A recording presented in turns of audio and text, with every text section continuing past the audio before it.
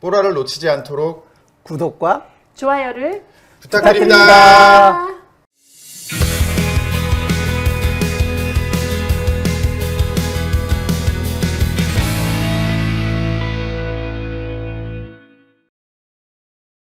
보사연에 보이는 라디오 뽀라, 정책 이슈를 둘러싼 팩트를 체크하고 다양한 쟁점을 살펴봅니다. 안녕하세요. 저는 뽀라를 진행하는 한국보건사회연구원 최현수입니다. 뜨거운 정책 설전 뽀라 2023년 세 번째 주제는 사회서비스 고도화 추진 방향과 내용에 대한 평가와 쟁점입니다. 사회서비스는 2013년 시행된 새로운 사회보장기본법에서 기존의 사회복지 서비스보다 확장되었고 최근 강조되고 있는 사회보장의 영역입니다. 지난 5월 31일 윤석열 대통령이 참석한 사회보장 전략회의에서도 지속가능한 복지국가를 위한 세 가지 핵심 전략 중 하나로 서비스 복지가 강조되었고 사회서비스 고도화 추진 방향이 제시된 바 있습니다. 그러나 이를 둘러싼 쟁점들, 특히 공공성과 시장화와 관련된 논쟁이 시작되고 있고 앞으로 이러한 사회서비스의 변화는 우리의 일상생활에 중요한 영향을 미칠 수 있습니다. 이처럼 뜨거운 사회서비스 고도화 추진 방향에 대한 평가와 쟁점을 주제로 1대1 토론을 위해 특별히 출연해 주신 두 분의 패널을 소개해 드리겠습니다. 먼저 중앙사회서비스원 조상미 원장님이십니다. 네, 안녕하십니까. 반갑습니다. 다음은 서울여자대학교 김진석 교수님이십니다. 예, 안녕하세요. 서울여자대학교 김진석입니다. 예, 두 분께서는 최근 강조되고 있는 사회서비스 분야와 관련된 정책 방향을 제시하고 다양한 위원회에서 활동을 하고 계십니다. 2023년 뽀라의 세 번째 기획 주제 사회서비스 고도화 추진 방향과 주요 내용에 대한 평가와 쟁점에 대해 두 분과 함께 이야기 나누겠습니다. 뜨거운 정책 설전 뽀라 지금 시작합니다.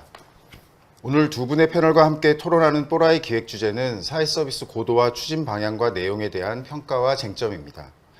지난 5월 31일 사회보장 전략회의 관련 자료에 따르면 사회서비스 분야 고도화 추진 방향은 취약계층 위주였던 서비스를 중산층으로 확대하고 복지기술을 활용하면서 규제 개선 및 투자와 경쟁 여건 조성 등을 통해 민관 협업으로 좋은 일자리를 창출하여 복지 고용 성장의 선순환을 도모한다는 내용입니다.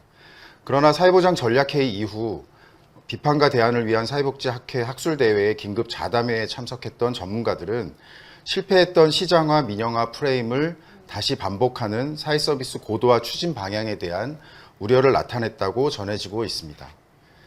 본격적으로 사회서비스 고도화 추진 방향에 대한 1대1 토론을 시작하기에 앞서 말씀드렸던 사회보장 전략회의 및 사회서비스 고도화 관련된 자료 화면을 함께 보시겠습니다. 윤석열 대통령은 오늘 청와대 영빈관에서 사회보장 전략회의를 주재하고 포퓰리즘에 기반한 정치복지의 유혹에 흔들리지 말아야 한다고 했습니다. 윤 대통령은 국가의 계속성과 지속 가능성 담보가 대통령의 기본 책무임을 강조하며 이같이 말했다고 대통령실은 밝혔습니다. 안상욱 사회수석은 브리핑에서 현금 복지는 취약계층을 중심으로 두텁게 챙기고 우선순위가 높은 분야부터 사회 서비스를 전 국민으로 보편화하겠다고 설명했습니다. 또 사회 서비스도 다수의 창발적 민간이 경쟁하는 구도를 만들겠다고 덧붙였습니다. 최근엔 정부가 사회복지 서비스에도 민간의 경쟁을 조성해 시장화하겠다고 밝혀 논란이 되고 있습니다. 정부는 규제를 없애는 관리자 역할에 집중하고 민간이 경쟁적으로 사회 서비스를 공급하면 질이 좋아질 거라는 설명입니다. 사실 이런 방식의 시장화 정책은 이미 지자체 복지 사업에서 시행되고 있는데요. 과연 서비스의 질이 좋아졌는지 팩트체크 알고 보니에서 따져봤습니다. 이미 시장화가 진행된 사회 서비스는 지역 사회 서비스 투자 사업입니다. 아동과 고령층을 대상으로 놀이, 미술치료, 운동 처방과 정서 발달 지원 등 다양한 종류의 서비스를 제공하는 겁니다.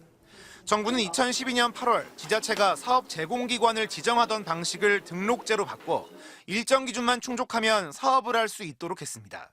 당시 보건복지부는 시장 진입이 완화돼 제공기관과 인력수가 증가하고 경쟁을 통한 서비스 품질 제고가 가능할 것이라고 밝혔습니다. 이번에 정부가 밝힌 취지와 비슷합니다. 이에 대한 평가는 국책연구기관인 한국보건사회연구원 학술지 논문에서 확인할 수 있습니다.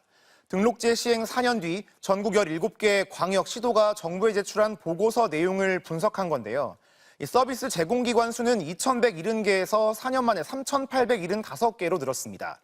정부 계획대로 규모가 대폭 커진 겁니다. 하지만 지역별로 격차가 컸는데요. 전체 기관의 60에서 80%는 도시로 몰렸고 군 지역은 10에서 30%에 불과했습니다. 그러다 보니 도시는 경쟁이 치열해지면서 서비스 받는 대상자를 확보하기 위한 부정행위가 빈발해졌는데요. 반대로 농어촌 지역에서는 공급기관이 부족해 서비스 사각지대가 생겨났습니다. 더구나 늘어난 기관들이 대부분 영세 사업자였던 것으로 분석됐는데요.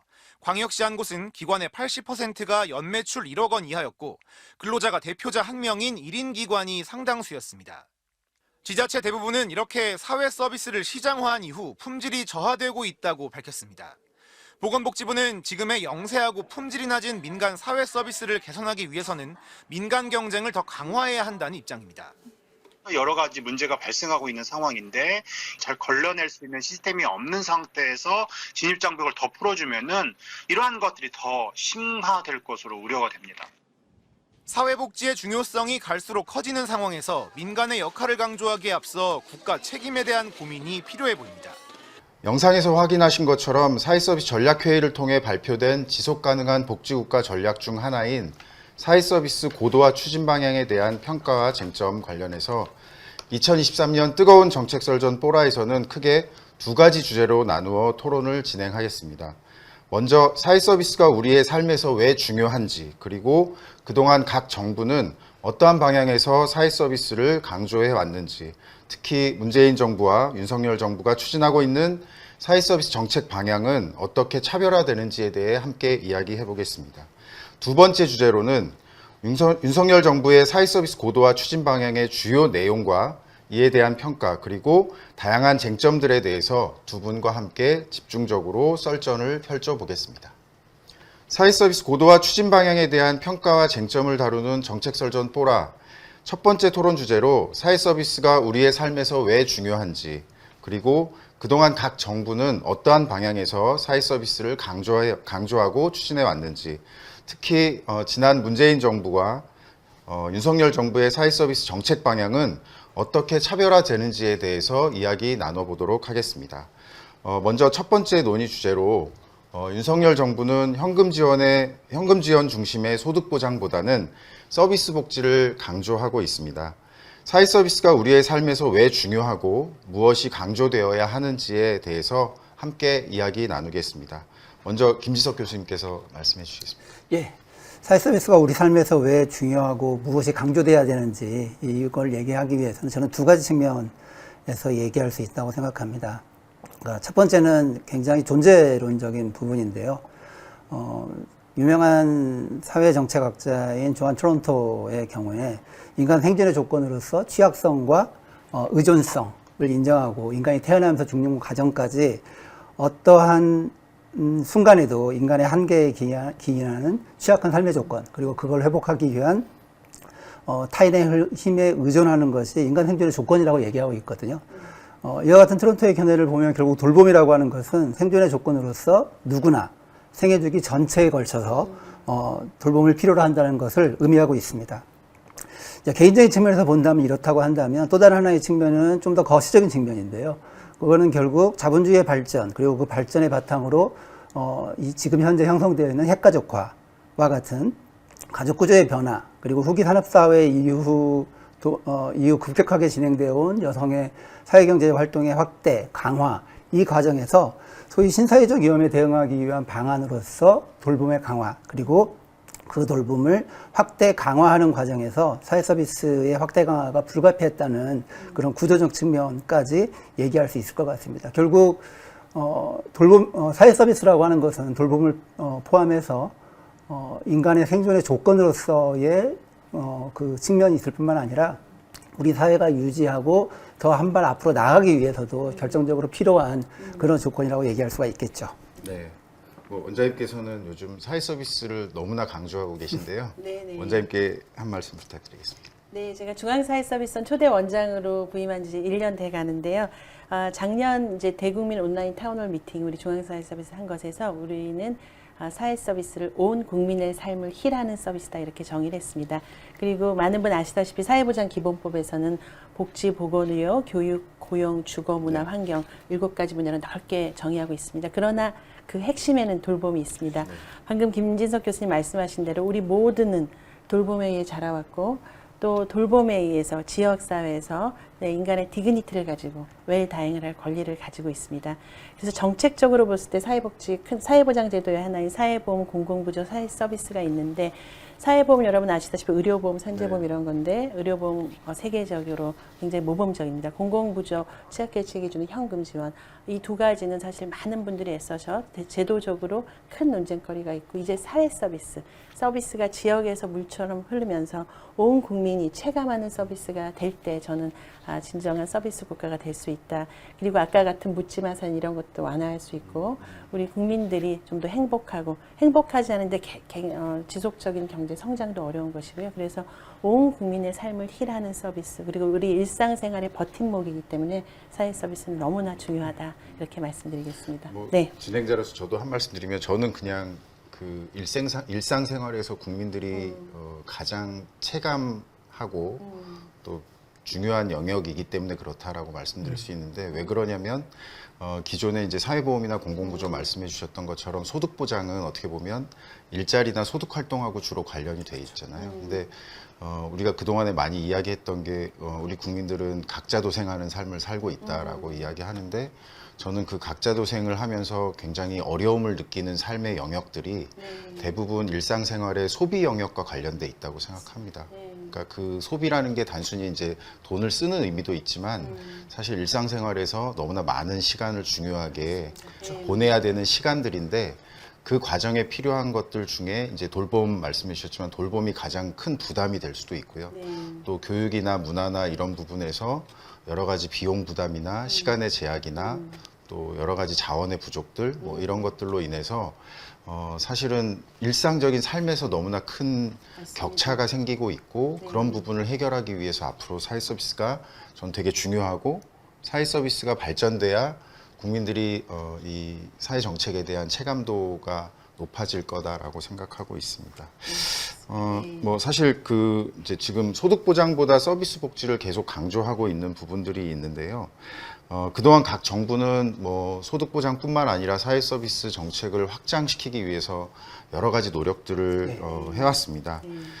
특히 문재인 정부와 윤석열 정부의 사회 서비스 정책 방향과 주요 내용은 서로 좀 다른 부분이 분명히 있다고 생각이 됩니다. 문재인 정부에서는 어쨌든 지금 원장님으로 계시지만 전국 시도에 사회 서비스 원이라는 어떤 새로운 전달 체계를 만들어서 사회 서비스의 공공성을 좀 확대하고자 노력했던 부분들이 있고요. 또 이번 정부에서도 사회 서비스 원을 기반으로 해서 또 다양한 형태의 이제 사회 서비스를 발전시켜 가려고 하는데요. 이 각 정부가 어떻게 좀 차별화되는지를 각각 입장에서 한번 말씀해 주시면 좋을 것 같습니다. 먼저 김석 교수님께서 또 제가 먼저 얘기하면 되나요? 글쎄요, 뭐 문재인 정부의 사회 서비스 정책 방향에 대해서 얘기를 먼저 한다면 뭐 먼저 있었던 정부니까 한다면 저는 한 3가지 정도가 아닌가 싶어요. 사회 서비스 전반에 걸쳐서 공공의 책임성을 강조하는 흐름이었죠. 그래서 지금 말씀하셨던 사회 서비스 원도 그런 맥락에서 있었던 거고요. 그리고 국공립 어린이집을 확충하는 그런 움직임도 정책으로 공약하고 어느 정도 성과를 냈던 것 같고요. 그다음에 또 하나는 돌봄 일자리의 문제. 그래서 돌봄 일자리를 공공 중심의 양질의 일자리를 만들어내는 핵심적인 기제로 활용하겠다라는 계획이 있었죠. 물론 뭐 이것도 완전히 잘 이루어졌느냐라고 한다면 거기에 대한 평가가 있을 수 있겠지만 애초에 공약했던 거를 보면 81만 개의 공공 일자리 중에서 34만 개의 일자리를 사회 서비스 영역 내에서 창출하겠다라고 하는 공약을 했죠. 근데 이제 이 돌봄 부분에서의 일자리 창출의 아이디어는 새로운 건 아닙니다.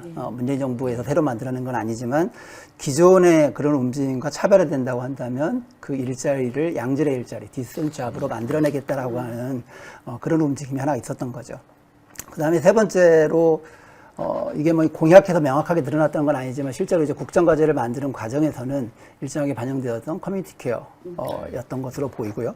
그 커뮤니티 케어 혹은 그 지역 기반 사회 서비스 체계의 구축이라고 하는 이 흐름이 문재인 정부의 사회 서비스 정책 방향을 규정하는 크게 세 개의 흐름이 아니었나 싶은 생각이 들고요. 뭐 윤석열 정부의 사회 서비스 정책 방향은 오늘 우리가 얘기를 하겠지만 사회 서비스 고도화라고 하는 걸로 그 요약이 될 수 있을 것 같고, 그 사회 서비스 고도화를 얘기할 때 빠지지 않고 나오는 것이 사회 서비스의 혁신이죠. 그리고 이제 그 혁신의 형식, 내용, 그리고 그 접근 방식, 이제 이런 것들이 앞으로 윤석열 정부의 사회 서비스 정책의 성격을 규정하는 키워드가 되지 않을까, 그런 생각을 하고 있습니다. 일단 그 문재인 정부에서 사회서비스 공공성 강화 부분을 굉장히 강조했었는데요.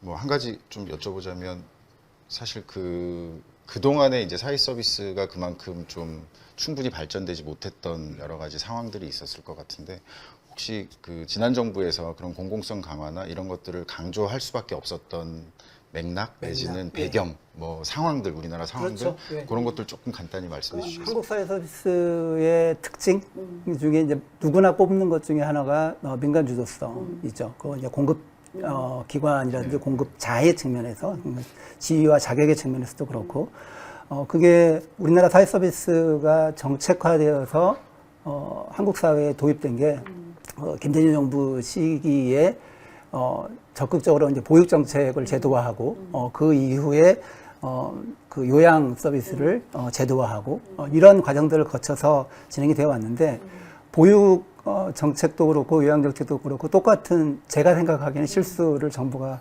저질렀던 것은 빠르게 가장 적은 비용을 들여서 이 정책을 제도화해야 되겠다, 이런 의지가 있다 보니 결국 공공 중심으로 그 서비스 제공 기관과 공급자를 형성하려고 하기보다는 민간들한테 시장을 확 열어놓고 마치 이게 무슨, 표현이 좀 그렇습니다만 떴다방처럼 다 들어오세요 이렇게 하고 나서 정부가 이 정도의 돈을 앞으로 쓸 건데 여기에 오시면 어느 정도 생계도 보장이 되고 사회적으로도 유의미한 일을 할 수 있습니다. 둘 다 맞는 말이에요. 생계도 보장이 될 수 있고 사회적으로 유의미한 기여를 하는 것도 맞지만, 그러다 보니 이게 애초에 시작할 때는 그렇게 시작했다고 할지라도 그게 진행이 되는 과정에서는 민간의 중심성이라고 하는 것이, 민간들의 이 기본적인 운영의 방식은 제 표현으로는 최소한으로 적정화된 질을 제공하는 방식으로 서비스를 제공해 왔단 말이죠. 그거는 그럴 수밖에 없는 것이 정부의 돈, 정부의 재정을 통해서 이분들의 수입이 결정이 되는데, 그 결정된 수입 안에서 운영자들이 일정한 수익을 확보할 수 있는 방법은 비용을 최소화할 수밖에 없는 거예요. 그리고 그 비용의 대부분이 사실상 노동자들의 급여로 나가는 문제이기 때문에 그 문제를 해결하기 위해서 결국에는 최소한으로 적정화된 질을 제공하는 서비스를 제공을 하고 본인의 몫을 확보하기 위한 그런 노력들은 저는 굉장히 자연스러운 과정이었다고 생각을 합니다. 그런데 그러다 보니까 노동자들의 질은 떨어지고 노동에 대한 사회적 인정도 떨어지고 그게 결과적으로 서비스의 질에 저하로 드러나고 뭐 이런 악순환이 지난 30년 동안 지속되어 온 게 아닌가. 그리고 이제 그 문제에 대한 해법으로 많은 전문가와 현장에서 얘기했던 것이 노동의 질의 개선 그리고 확보 없이 사회 서비스 질의 개선이라고 하는 건 불가능하다라고 하는 진단들이 있었고, 거기에 대한 정책적 대응으로 문재인 정부는 그와 같은 노력을 한 것이 아닌가 저는 이해하고 있습니다. 네. 아마 이제 문재인 정부가 추진했던 사회 서비스 공공성에 대한 부분 뭐 계속 평가가 이루어져야 될 것 같고요. 우선은 이제 그런 앞서서 추진됐던 그런 이제 정책들에 대한 뭐 나름의 평가를 기반으로 이번 정부에서는 사회 서비스 고도화라는 이제 타이틀로 중요한 과제로 지금 추진을 하고 계시잖아요. 그래서 윤석열 정부가 추진하고 있는 사회 서비스 고도화의 일단 그 특징적인 내용이라든지 이런 것들 뭐 다음 주제에서 더 깊이 다뤄보겠지만 좀 지난 정부와 차별화되는 점이 무엇인지 좀 원장님께서 말씀해 주시면 좋겠습니다. 네. 그 문재인 정부는 이제 국정과제 17에서 사회서비스 공공 인프라 구축과 일자리 확충을 얘기하셨고, 이제 윤석열 정부는 국정과제 44번 사회서비스 혁신을 통한 복지 돌봄 서비스 고도화를 얘기했는데요. 사실 그 노동의 질을 개선해서 사회 서비스 질을 높여야 한다. 그런 방향에 대해서는 누구나 또 동의할 거라고 생각합니다. 그런데 이제 차별점은 사회 서비스 이제 대상의 차별이다. 그러니까 문재인 정부에서는 그래도 아동, 노인, 장애인 대상으로 좀 생애주기별 사회 서비스 확대한다. 이런 게 이제 과제 목표였다면 윤석열 정부는 온 국민을 대상으로 하고 중산층 이상도 모두 체감을. 왜냐하면 사회 서비스가 기존에 아동, 노인, 장애인, 취약계층에만 집중되어 있었기 때문에 사실 많은 국민들이 체감을 못하고 있거든요. 그래서 그 현 윤석열 정부는 사회 서비스 대상을 전 국민으로 보고 있고, 저 또한 이제 저에게 대상이 누구냐고 묻는다면 전 국민, 그리고 이제 지역 사회이다. 그리고 이제 소득에 따라도 서비스 이용이 가능하고, 신취약계층들이 계속 생기고 있는데 대상 특화가 아니라 지역 자체에서 어떤 통합 돌봄 같은 게 잘 이루어져서 서비스가 지역에서 물처럼 보편화할 수 있다. 이제 이런 거고요. 둘째는 이제 공공성과 시장으로 자꾸 내변되곤 하는데, 저는 이제 이런 얘기를 합니다. 그게 저도 사회복지학자인데 공공성이라는 게 사실 주체적 공공성도 매우 중요하지만 주체적 공공성만 있는 게 아니라 어쩌면 절차적 공공성, 또 결과적 공공성. 지금 이제 윤석열 정부에서는 품질 관리를 강화해서 지금까지 있었던 이제 사회 서비스 조직들의 어떤 품질 관리를 아웃컴 레벨로 정말 수요자 인풋 위주가 아니라 수요자 맞춤형으로 강화하는 방안, 그리고 돌봄 종사자 처우 개선도 매우 중요한데, 일단 그 종사자들이 그건 동의합니다. 종사자들의 어떤 역량이나 처우나 이런 것들을 미리 좀 보지 않고 막 열어놓은 것들이 있어서 그런 것들을 조금 다시 한번 보겠다. 이런 공공성 개념의 차별성이 좀 있고요.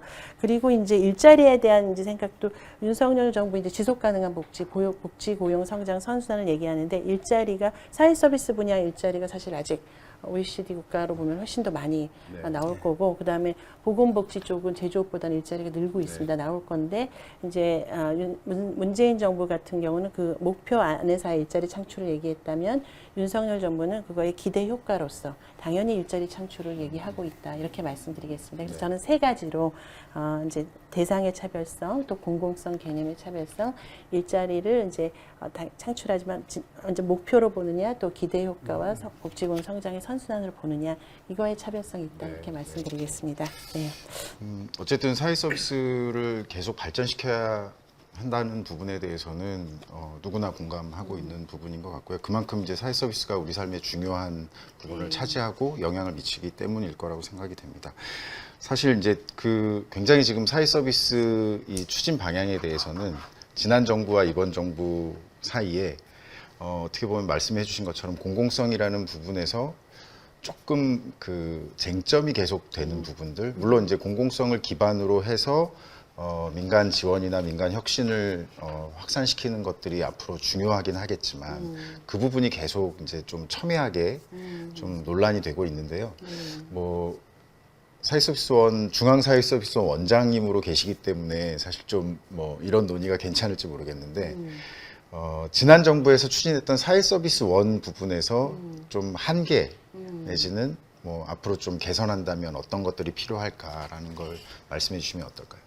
네, 사실 저도 중앙사회서비스 원장 맡고 또 많은 고민도 있었고, 되자마자 이제 시도사회서비스원이 먼저 생기지 않았습니까? 2019년에 서울, 대구, 경기, 경남부터 해서 중앙이 2020년에 생겼는데, 제가 현장을 빨리 돌았습니다. 저는 아까 김진석 교수님 너무 좋은 말씀 해주셨는데, 저는 이제 혁신이라는 게 제가 취임사에서도 말했는데, 혁신은 제가 연결이라고 얘기했거든요. 그래서 한편으로는 품질 향상을 통해서 견인을 하고, 잘하는 민간 기관들은 그동안 지원하고, 조금 부족한 부분은 활성화하고, 또 민간도 이제 다양한 공급 주체들을 연결해서 민간 자원을 좀 연결하는, 그래서 저는 혁신은 연결이라고 얘기했고, 그래서 좀 제가 돌다 보니까 기존에 이제 그런 좋은 취지에도 불구하고 이런 좀 한계점이 있었구나, 그런 거를 좀 느꼈습니다. 네.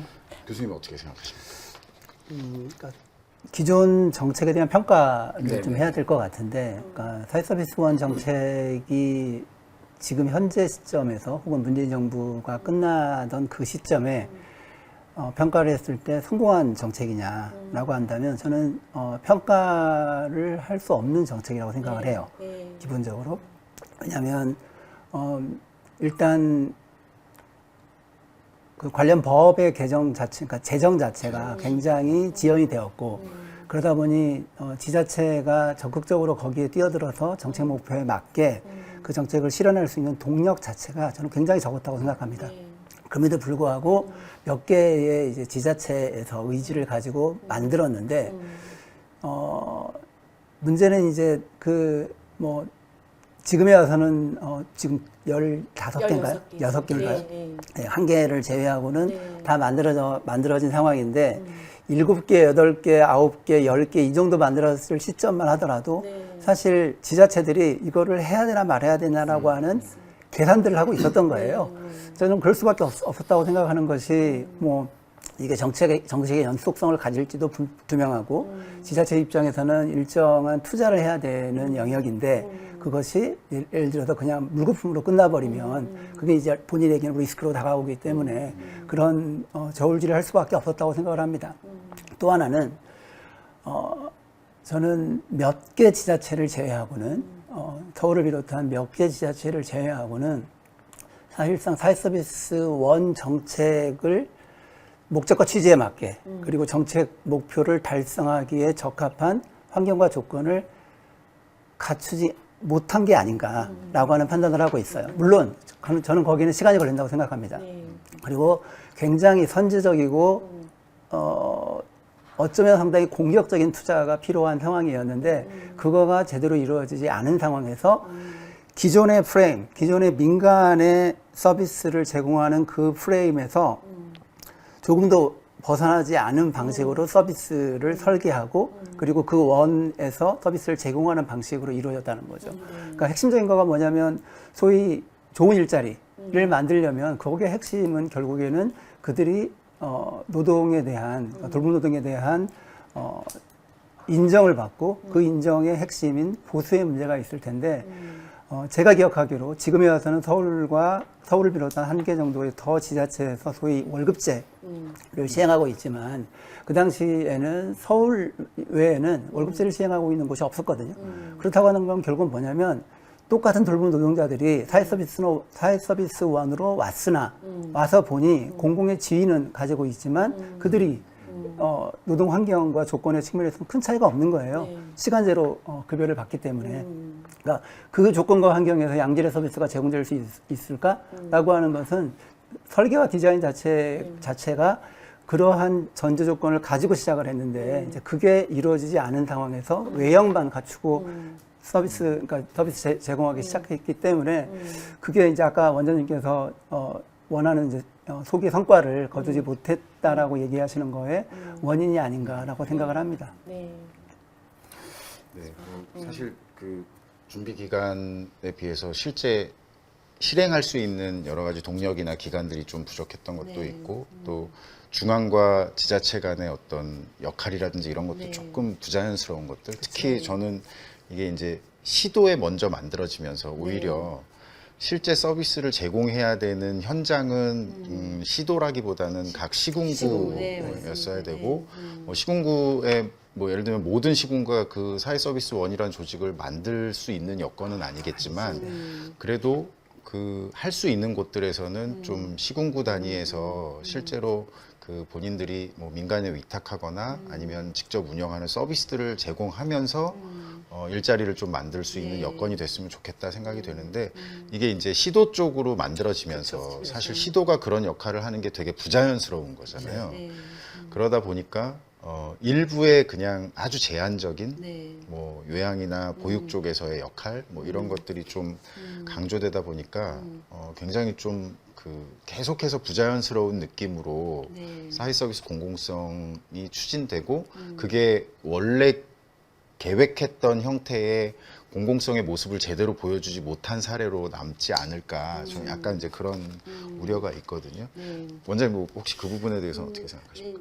저도 굉장히 동의하는 부분이고 이제 주체적 공공성을 얘기하실 네, 때는 네, 네. 정말 시군구 그리고 읍면동에서 정말 직접적으로 다가가는 그런데 이제 제가 연장됐을 때 이미 이제 시도가 네, 생겼고 제가 이제 중앙이 그 다음에 이제 네. 방향을 잡는 그런 기관으로 됐는데 그래서 제가 그때 현장을 돌면서 또 여러 이제 비판과 쟁점들을 들으면서 할 수 있는 거는 그래도 지금 이 자리에서 사회 서비스를 위해서 최선을 다한다고 보면 시도는 사실 주체적인 디렉트 서비스를 확대하는 공공기관으로는 사실은 시도 단위는 좀 네. 어렵겠다. 그러면 이제 현재 방향도 그렇고 광역에 있기 때문에 대신 이 거점 역할, 시군구를 정말 잘 도와주는 역할, 지원 활성화하고 또 평가를 할 때 예를 들면 중앙이 저희가 지금 전국 사회복지시설 네. 평가, 품질평가 다 하고 있으면 이제 막 시작을 했는데 그러면 시도는 어떤 사후 관리나 모니터링을 통해서 현장 밀착형으로 시군구를 지원하고 민간 기관들을 지원하는 그런 역할로 가는 것이 지금 현 상황에서는 조금 더 바람직하겠다.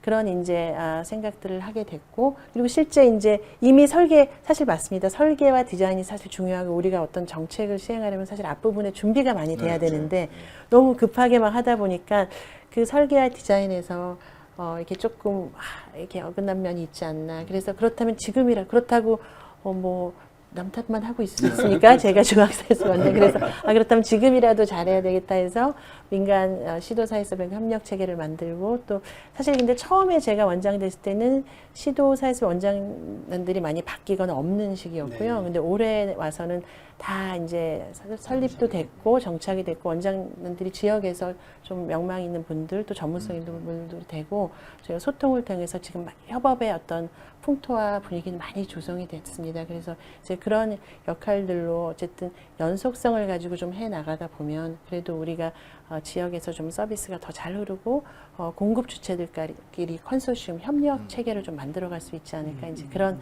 기대를 가지고 뛰고 있습니다. 조금 이제 그 사회 서비스 고도화라는 부분에서 알려져 있는 게 너무나 그 혁신적인 방법 뭐 아니면 민간 주도의 뭐 이런 쪽으로 많이 알려져 있는데 지금 원장님 말씀 들어보면 사실은 기존에 있는 사회 서비스원이 또 지역에서 어떤 역할을 제대로 할 수 있을지를 이제 만들어가는 그런 과정들도 중요할 것 같다고 생각이 들고요. 저는 아까도 말씀드렸지만 사실 개인적으로는 그 사회 서비스라는 개념에서 그 우리가 일상생활을 살아가면서 사실 다양한 영역들이 있잖아요. 다양한 영역들에서 필요한 서비스들을 사실 그동안에는 이제 시장에서 구매하는 방식으로 살고 있는데 그거를 조금 개선하는 데 있어서의 역할을 좀 사회 서비스 쪽에서 해주면 좋겠다라는 생각을 하거든요. 근데 그 이유가 뭐냐면 사실 중앙부처의 어떻게 보면 다양한 사회 서비스 분야하고 관련된 정책들이 부처별로 이렇게 분절돼 있는데 실제로 이제 그런 것들이 내려가게 되면 지자체에서는 이제 다 모일 수밖에 없지만 여전히 중앙에서 내려오는 맞아요. 그 칸막이 때문에 지역에서 훨씬 더 그거를 잘 통합적으로 연계해서 할 수 있겠다라는 생각이 드는데 그게 잘 안 되는 부분이 좀 개선되었으면 좋겠다 생각하는데 저는 사실 사회 서비스원이 시도 또는 시군구에서 그런 그 아까 거점 이야기 하셨지만 그 다양한 부처의 다양한 분야의 정책들을 좀 통합하고 연계할 수 있는 허브로서의 역할 또 지자체마다 지금 추진하고 있는 여러 가지 바우처 사업이라든지 이런 것들을 통해서 실제 지역 주민들이 부담을 느끼는 여러 가지 서비스 구매에 대한 비용 부담을 좀 줄여주는 역할들 뭐 이제 그런 것들이 좀 진행됐으면 좋겠다 생각되는데 좀 이렇게 넓은 범위의 사회 서비스 분야로 사회 서비스원의 역할을 확장하는 거에 대해서는 어떻게 생각하십니까? 그러니까 사회 서비스원 너무 사회 서비스원 중심으로 얘기가 돼서 좀 그렇긴 하지만 그러니까 사회 서비스원에서 아까 말씀하셨던 그러니까 지금 질문과 관련해서 아까 얘기했던 시군구냐 시도냐 그러니까 광역이냐 기초냐 이거는 저는 그게 본질적인 문제는 아닌 것 같아요. 저는 광역에 먼저 사선을 세우자라고 하는 그 아이디어는 그때 당시에 아까 말씀하셨던 것처럼 시군구에도 물론 얼마든지 세울 수 있는 역량과 준비가 되어 있는 시군구들이 있죠. 지금도 보면은. 하지만 우리가 제도를 맨 처음에 설계하고 진행을 하는 과정에서 수행성의 측면에서 봤을 때에 일단 시군구보다는 광역 차원에서 만드는 것이 더 수행성이 있겠다. 그리고 정책의 책임성을 확보할 수 있는 방안이다라는 판단이 있었던 것 같아요. 그리고 저는 그 판단이 굉장히 존중되어야 된다고 생각을 하고요.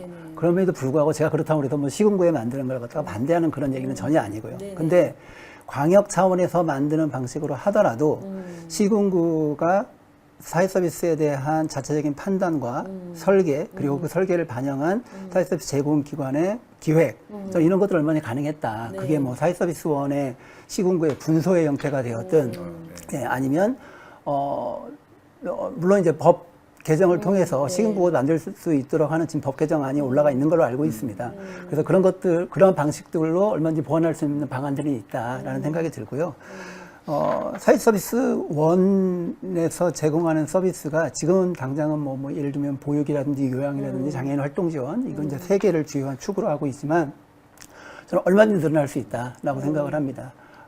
그리고 그것이 늘어나고 확장되는 방식에는 아까 말씀하셨던 시군구의 적극적인 개입과 적극적인 문제제기가 있어야지 가능하다. 왜냐하면 광역 차원에서는 그걸 다 포착할 수가 없거든요. 맞습니다. 그렇다고 한다면 시군구 차원에서, 기초 차원에서 돌봄 서비스가 수요자와 공급자가 실제로 만나고 그리고 서비스가 발생하는 단위는 시군구거든요. 그러면 그 안에서 어떤 것이 부족한지 확인을 하고 부족한 거에 대해서 적극적으로 제기를 하고 그러면 광역 사회서비스 원에서 그걸 안아서 어떻게 서비스로 만들어낼, 그러니까 제도로 만들어낼 건지에 대한 기획과 제공을 할 수 있는 그런 역할들을 얼마든지 할 수 있다라고 생각합니다. 이제 뭐 사회 서비스 원 중심의 이야기라기보다는 지금 이제 사회 서비스와 관련된 여러 가지 시범적인 시도들이 있잖아요. 그러니까 아까 말씀하셨던 그 지역사회 통합 돌봄, 또 이번 정부에는 조금 이제 방향이 바뀌어서 보건복지 통합 서비스 제공과 관련된 그런 시범 사업들이 지금 일부 기초지자체 단위에서 이루어지는데 뭐 혹시 그 사회 서비스 원 또는 그 지역 단위에서 그런 여러 가지 서비스들에 대한 시도들 이런 것들이 좀 어떻게 연결돼야 된다고 아니면 그런 노력들이 어떤 것들이 있을지 좀 원장님 말씀해 주실 수 있나요? 네, 이제 뭐 아시다시피 사회서비스 고도화 핵심 20대 국정과제고 사실 고도화가 필요한 이유가 온 국민 체감하는 보편적 서비스를 위해서 필요한 거고 고도화가 이제 뭐냐고 물어보시고 방향에 대해서 이제 기술 쪽이나 그쪽만 많이 강조했는데 사실 네 가지 방향이 있습니다. 결국 규모화해서 대상자를 확대하고 그다음에 이제 융합형 서비스 도입, 그다음에 양질의 공급자 역성, 그래서 사각지대를 보완하고 그러니까 품질 향상이죠. 그리고 이제 복지 기술 이 네 가지의 방향이 어울려져서 가는 방향이고요.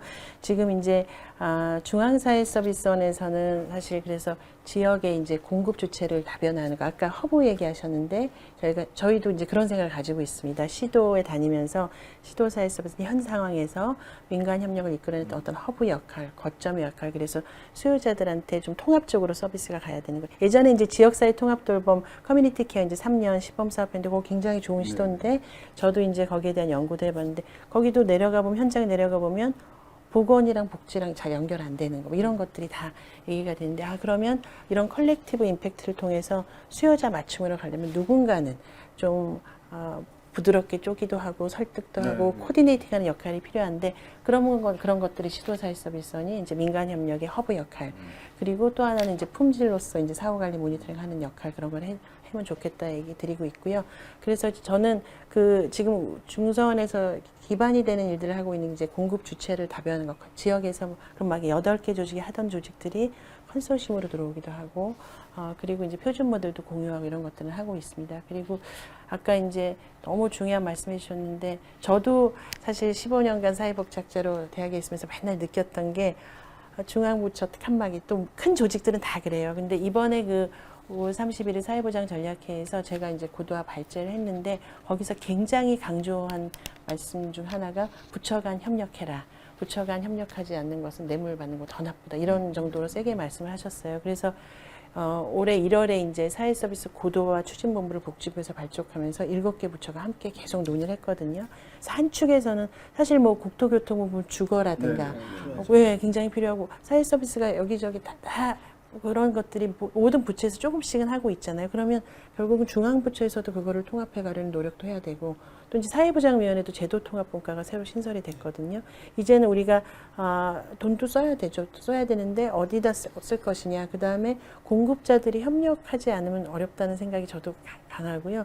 지역으로 내려가면 또 의료 쪽은 보건소 라인 다르고 또 복지 쪽 다르고, 그래서 지역에 내려가면 다 그런 얘기들을 많이 하시거든요. 그래서 이제 공급 주체 간 협력하는 거, 민간 협력 연결하는 것들을 이제 혁신인데, 이게 이제 중앙부처는 어쨌든 부처가 정해져 있으니까 본인들 그래도 사업들을 고도화하는 것들은 지금 굉장히 논의되고 나올 건데, 지역에서 사실 바텀업으로 어떤 모델도 통합 돌봄이라든가 보건복지 사회 서비스라든가 또 그다음에 이제 지금 할 거는 긴급 돌봄이라 이런 것들이 수요자의 필요에 의해서 잘 기획이 되고, 그런 것들에 필요한 자원을 이게 쫙 될 수 있도록 누군가 거점 역할을 하면서 부처 간의 협력은 그게 필요에 의해서 돼야지, 이게 중앙에서 아무리 내려도 밑에 내려가면 결국은 세그리게이션이 되거든요. 그래서 저는 차제에 이제 부처의 각각의 사회 서비스 영역들을 고도화하는 노력들은 또 따로 하셔야 되지만, 저는 지금 말씀하셨듯이 지역에서 기획이 되고 필요한 것들 더 잘 알고 있거든요. 그리고 이제 지역사회 통합 돌봄 지자체에서 주도적으로 하시는 데도 많아서 그런 것들에서 부족한 부분, 조금 갈증이 나는 부분을 민간 자원도 연결하고, 뭐 예를 들면 기업의 업과 사회공헌도 연결해주고, 그런 역할들을 시도사회서비스 하고, 중앙은 그러한 것들의 큰 쪽 우산이 돼서 시도가 그런 역할 잘 하실 수 있도록 하는 거. 그래서 저는 이게 쌍방향으로 다 이루어져야 된다. 그래서 저는 이제 그런 일들을 이제 혁신이라고 생각합니다. 예. 약간 이제 제도적인 관점으로 보면 이제 소득 보장이라는 거는 사실은 뭐 다양한 주체 간에 이렇게 융합하거나 이럴 필요가 없는 맞아요. 거잖아요. 예. 그냥 국고보조 사업으로 내려가면 일정 부분 매칭하거나 뭐 해서 그냥 대상자를 찾아서 지원하면 되는데, 서비스는 사실 이제 각 부처가 지금 나름대로 뭐 주거, 문화, 환경 다 지금 필요한 서비스들을 별도로 이제 기획해서 하고 있습니다. 뭐 중앙의 제도를 그렇게 다 하나로 묶을 수는 없지만, 이제 지자체에 계신 또는 현장에 계신 분들 이야기는 그렇게 해서 이제 칸막이가 쳐서 내려오는 예산이나 또는 여러 가지 인력 지원 뭐 이런 것들을 좀 통합해서 쓸 수 있는 제도적 기반, 뭐 재정적인 제도의 개편, 뭐 이런 것들을 이야기하시거든요. 교수님 그 부분에 대해서 조금 말씀해 주시면 어떨까요? 예, 저는 통합의 핵심은 결국엔 돈이라고 봐요. 네. 특히 지자체 차원에서는. 그러니까 뭐 중앙정부에서 예를 들면 사회서비스라고 하는 영역이 워낙 포괄적으로 정의되어 있다 보니까, 뭐 예를 들면 우리가 일반적으로 알고 있는 돌봄 영역, 요양, 보육, 장애인 활동 지원 이것도 있지만, 예를 들면 문화, 고용, 교육 이런 부분이 다 사회서비스 영역이거든요. 그렇다고 한다면 부처가 여러 부처가 섞일 수밖에 없어요. 네, 예를 들면 뭐 가장 핵심적으로 가장 비근한 예로 방과후 돌봄을 놓고 보면, 방과후 돌봄을 차지하고 있는 가장 큰 세 개의 사업이 방과후 교실, 돌봄 교실, 그 다음에 지역아동센터, 그 다음에 방과후 아카데미, 보통 우리가 방카라고 부르죠. 그 방과후 아카데미, 이 세 개가 이제 가장 큰 건데, 그러니까 각각 전부 다 부처가 다르거든요. 그런데 지역사회로 내려오면, 그러니까 학부모들의 입장에서 보면, 사실은 이 세 개가 어떻게 구분이 되는지 잘 모르거든요. 그러면 사실 이것이 어떤 식으로 같이 모여서 이용자들의 욕구에 가장 맞게 쓸 수 있게 만들어져야 되는데, 현실적으로 그건 불가능하죠. 돈이 하나로 모이기 전에는. 그래서 저는 융합, 그리고 통합적인 접근, 이거를 위해서 핵심적인 것이 좀 뭐, 나중에 기회가 되면 말씀드리겠습니다만, 좀 두 가지가 있는데, 하나는 재정. 그러니까 중앙정부에서는 어쩔 수 없이 다양한 정책을 각 목표에 따라서, 그리고 부처의 역할과 책임에 따라서 할 수 있는데, 그거가 실제로 서비스가 이루어지는 지자체로 내려왔을 때는 지자체장이 책임과 권한을 가지고 이 돈을 통합적으로 운영할 수 있게 해달라. 물론 돈이 내려오는 방식도 달라질 수 있어요. 근데 그게 아니더라도 지자체장이 그거를 책임지고 통합적으로 운영할 수 있는 근거와 보호장치가 만들어진다면, 저는 거기서부터 혁신과 통합이 시작될 수 있다고 보고요. 또 한쪽은 이용자 쪽도 있죠. 이용자들의 입장에서는 지금은 사실 사회 서비스를 사용하는 과정이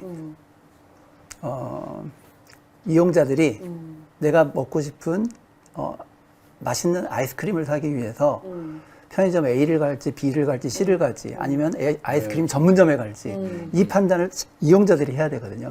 그리고 가서 거기서 제공되는 서비스를 받는 방식이에요. 그러니까 아이스크림을 사는 거죠. 근데 이것도 역시 저는 마찬가지의 측면이 있다고 보는 거죠. 그 판단을 이용자가 알아서 하도록 하면 할수록 이용자의 정보 접근성, 정보 문해력 이런 거에 의해서 그 사람의 받는 서비스가 결정되는 문제가 발생을 하거든요. 네. 이제 그거를 해결하기 위해서는 이용자가 본인의 욕구에 대한 판단을 할 시점부터 저는 공공의 전문적인 그 전문가가 네. 붙어서 그 문제를 같이 고민을 해야 된다라고 네. 생각을 합니다. 네. 이제 그렇게 되면 이용자 단에서부터 통합적인 서비스가 이루어지고 그 다음에 실제로 제공하는 쪽에서는 재정 중심으로 통합이 되면 지자체 안에서 서비스의 통합을 이루고 그게 이제 실제로 서비스가 만나는 공간에서 이 양단이 만날 수가 있는 거죠. 그 방식으로 접근이 돼야 되는 게 아닌가 굉장히 생각하고 좋은 있습니다. 말씀이신 것 같습니다. 사실 지자체 분들 늘 이제 뭐 이용자든 서비스 제공 기관이든 말씀하시는 게 다 특정 부처의 사업에 연결돼 있으면 그쪽을 중심으로만 생각하기 때문에 서로 기관 간에도 연계가 잘 안 되고 사실 대상을 중심으로 해서 서비스가 연계되는 부분도 굉장히 좀 부족하고 그래서 사실 그 부분은 굉장히 서비스 혁신에 있어서 말씀하신 것처럼 중요한데 뭐 어쨌든 이제 현 정부에서 지금 서비스 혁신에 대해서 강하게 드라이브를 걸고 계시고 또 서비스 복지를 강조하고 계시니까 사실 지난 뭐 아주 오랫동안 그 문제에 대한 문제 제기는 있었지만 해결이 안 됐던 부분이라서 뭐 이번 정부의 그런 제도적인 틀이라든지 칸막이라든지 이런 것들을 좀 뭐 재정적이든 아니면 또 서비스 제공 기관 간의 연계라든지 아니면 이용자의 선택과 관련해서 지역에서 말씀하셨던 그 뭐 통합적으로 좀 제공할 수 있는 연계해 줄 수 있는 그런 기능들이 좀 강화되는 내용들이 네. 실질적으로 좀 변화가 됐으면 좋겠어요. 그러니까 지금 일부 그 광주라든지 제주라든지 이런 지역에서는 이제 지역 단위에서 통합 돌봄 체계라고 했을 때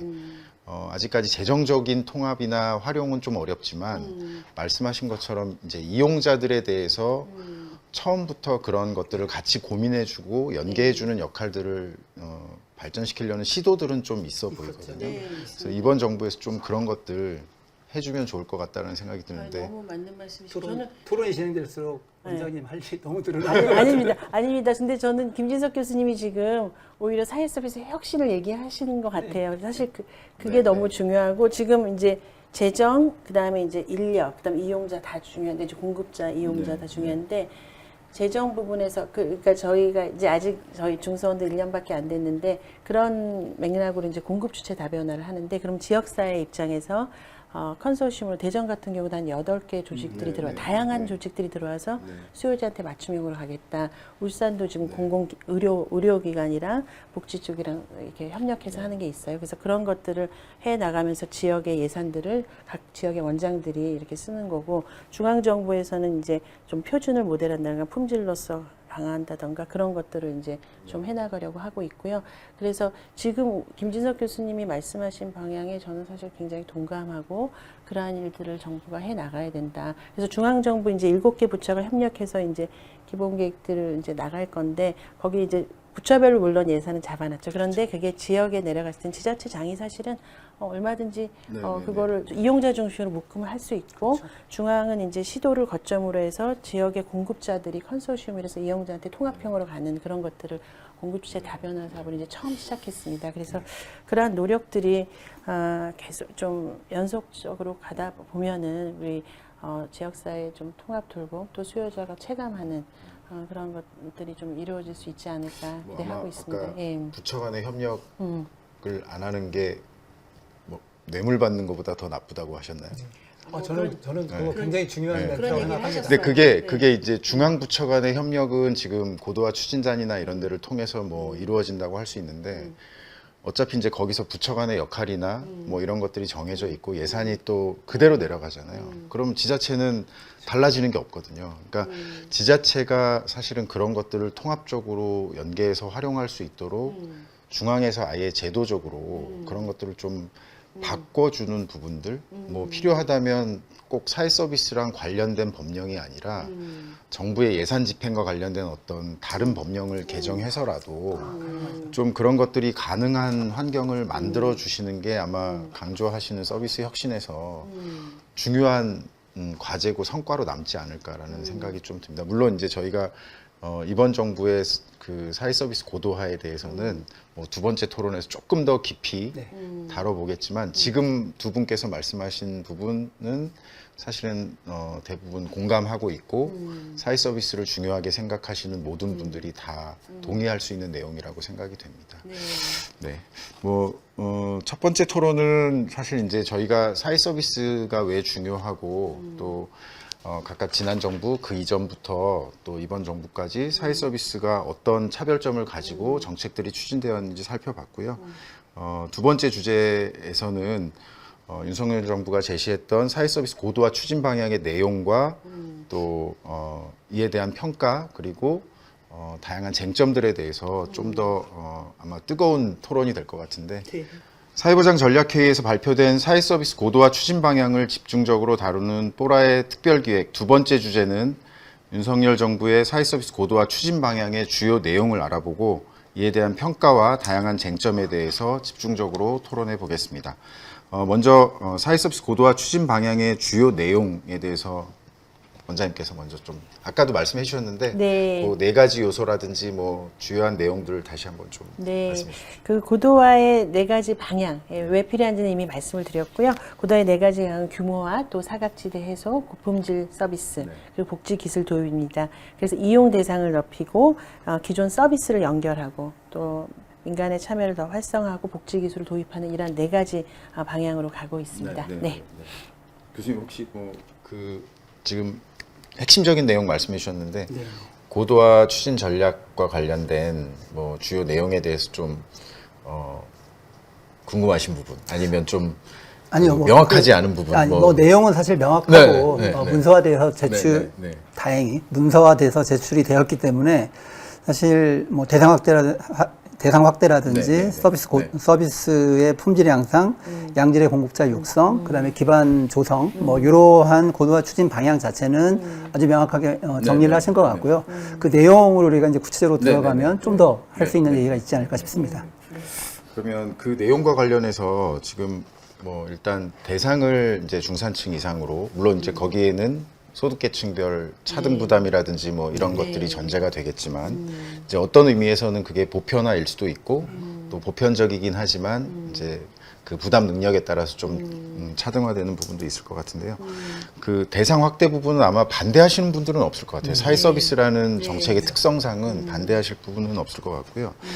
그 이제 주로 지금 고도화라는 이야기가 많이 이야기되면서 이제 민간 지원, 민간 협력 뭐 이렇게 이야기되는 부분에서 앞서 논의했던 공공성과 좀 대비되는 것으로 보고 좀 이제 심한 표현으로는 민영화, 시장화 뭐 이렇게 이야기하거든요. 물론 이제 우리나라 사회 서비스는 사실은 공공의 비중이 제가 알기로는 뭐 국공립보육시설 뭐 국정과제로 제시해서 늘려왔던 보육 분야가 한 30% 좀 안 되는 그쪽 분야를 제외하고 나머지는 사실상 정부가 돈을 계속 지원하고 있긴 하지만 서비스 제공기관으로서 보면 공공은 제가 알기로는 5%도 안 된다고 알고 있거든요. 안 되죠. 이제 이런 상황에서 사실 민간 협력 또는 민간 지원 이제 이런 방향들이 그 공공성이라는 개념과 좀 대비되는 그런 의미에서 좀 논쟁이 되는 것 같거든요. 그래서 그 부분에 대해서 좀 한번 이야기해 보도록 하겠습니다.